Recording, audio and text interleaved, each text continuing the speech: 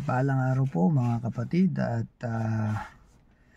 patuloy po tayo sa ating pagbubulay ng salita ng Diyos. Aklat pa rin po ito ni Pastor Rick Warren sa ating devotion number 40. Ang pamagat po nito ay Prepare yourself to hear from God. Luke chapter 8 verse 12. The seeds that fell on the footpath represent those who hear the message only to have the devil come and take it away from their hearts and prevent them from believing and being saved. Sa Tagalog po sa Lucas, Kabanata 8, talata 12, ang binhi ay nanalaglag sa daanan, ay ito yung mga nakinig ng salita ng Diyos, pero ang devil ay kinuha ito at sa kanilang puso para hindi sila makapaniwala at maligtas. Tayo pinagpala ng salita ng Diyos. Ang topic po natin ay ihanda po natin sarili natin sa pakikinig sa ating Panginoon. Marinig natin mismo ang Diyos. Kami pong mga lingkod ng Diyos na ginagamit niya lang po kami, pero ang Diyos po ang nangungusap sa atin kahit po sa prepare ko po kung paano bago mag devotion ay meron po ako mga notes, ay pinagpe-pray din ko din po ito kung ano yung pangungusap ng Panginoon at hindi po ako nagre-rely lang dito sa word by word na nandito po sa ating devotion. Ang isa sa malaking barrier para hindi po tayo makapakinig o mapakinggan ng ating Panginoon ay yung sin of disbelief, yung resistance na pagtanggi at hindi natin na pagbibigay ng panahon para marinig ang Panginoon, ang tinig ng Diyos. At marami pong ganitong tao na ayaw nila na marinig ang salita ng Diyos dahil iniisip nila na pinanganak akong ito na aking paniniwala, madadapa ako, ganito pa rin, ito na kinagisnan. Kaya pinaliwanag ng Panginoon yung resistance ay katulad po ito ng mga binhi na nalaglag dun sa footpath o dun sa daanan o sa bukid po, paligi yata tawag po ron, yung dinadaanan ng mga magsasaka. At yung karakteristik po ng footpath o ng paligi, matigas po yan. Pag nalaglag po dyan yung binhi, yung palay, hindi posible pong tumubo kasi tumitigas po yung daanan, natatapakan ng tao, ng hayop, at kadalasan ay kinakain po yan ng mga ibon. Kaya sabi, yung devil kinuha kaagad, tinangay niya kaagad para hindi makapaniwala yung taong nakarinig ng salita ng Diyos. Maring narinig niya naman yung salita ng Diyos, pero iba yung narinig sa napakinggan. Yung napakinggan talagang pinag-aralan niya at iningatan niya sa kanyang puso at pinaniwalaan niya. Kaya marami pong ganitong tao, kung yung footpath na to, yung paligi o yung daanan, ay maihalin tulad po ito sa matigas at makitid na daan. Parang mga taong makitid ng pag-iisip, matigas ang ulo, matigas ang puso, na meron silang paniniwala na yun na yun. Ayaw nilang mabago, sarado, kandado. Tinapon pa'y susi para hindi mabuksan ang kanilang isipan.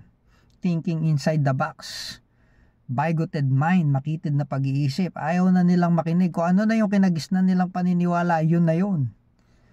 At ayaw nilang bigyan ng pagkakataon ng Diyos na mangusap sa kanila. Actually, nasa information age po tayo. Kung gusto natin talaga makilala ang Panginoon, mangungusap po siya sa atin. Kung ayaw naman natin, hindi tayo pwedeng pilitin ng Diyos.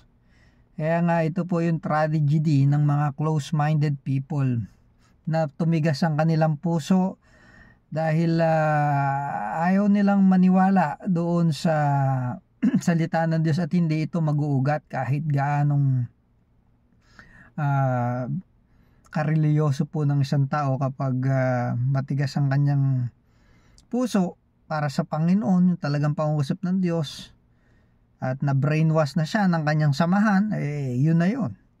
Kaya paano po ba natin talaga maririnig yung tinig ng Panginoon? Kasi napakarami pong tinig hindi ko po sinasabi yung reliyon ng mga leader ng reliyon. Kasi ang totoo po niyan, ala namang reliyon talaga Gawa lang ng tao po yung reliyon Yung sinasabi ko pong reliyon yung root word na religare, which means to bind. Same belief, bind together. Ang pagpunta po ng tao sa langit hindi tatanungin kung ano reliyon mo. Ang tatanungin kung nagpaligtas ka doon sa nagliligtas na tagapagligtas. At walang iba kundi ang Panginoong Hesus. At hindi ito matututunan o makikilala sa pakikinig lamang doon sa ating mga leader ng ating simbahan o iglesia. Personal po yung kaligtasan. Kailangan totoo mong marinig ito mula sa Panginoon sa iyong buhay na talagang buksan mo ang puso mo sa Diyos. Kaya sabi po sa James 1:21, get rid of all the filth and evil in your lives. Kaya tanggalin daw po natin yung mga masasamang gawa natin sa ating buhay. And humbly accept the word of God as planted in your hearts. At magpakumbaba tayo, tanggapin yung salita ng Diyos na natanim sa ating mga puso. Kasi ito po yung hindrance, yung ating masasamang gawa.